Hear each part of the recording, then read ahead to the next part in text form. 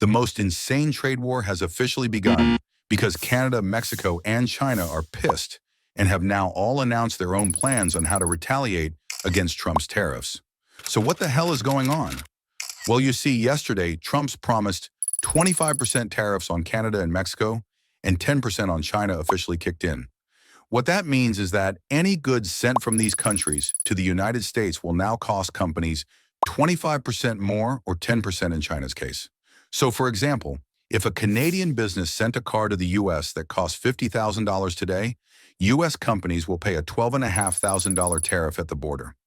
So the price of your once $50,000 car is now actually $62,500. Why would Trump purposefully make things more expensive for Americans?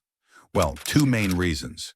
The first is more of a longer-term, unguaranteed benefit, but it would be to change consumer habits, to buy more American-made products and incentivize more international companies to manufacture in the U.S. In theory, that means a stronger U.S. economy, more stable jobs, and less dependence on foreign countries. The second reason for imposing these tariffs would be to use them as a tool to pressure Canada, Mexico, and China into doing what Trump wants. Some of these things that he's publicly mentioned include renegotiating trade deals, stopping illegal immigration, and the flow of fentanyl. There's also the far-fetched idea of Canada becoming a state of America. But here's where things get interesting, because instead of just doing what Trump wants, Canada has clapped back with a 25% tariff of their own, and Mexico said they're doing the same, but haven't announced the percentage yet. China reacted a little differently by preparing to file a lawsuit with the World Trade Organization. So why is Trump not backing down?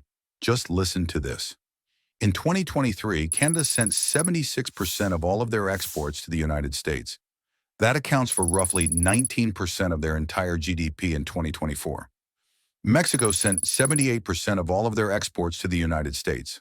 That makes up 37% of their entire GDP.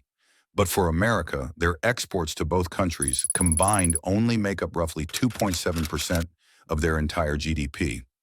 So simply put, even if they do retaliate, getting into a tariff war with the United States would hit Canada and Mexico much harder. Trump knows this, and he's using it.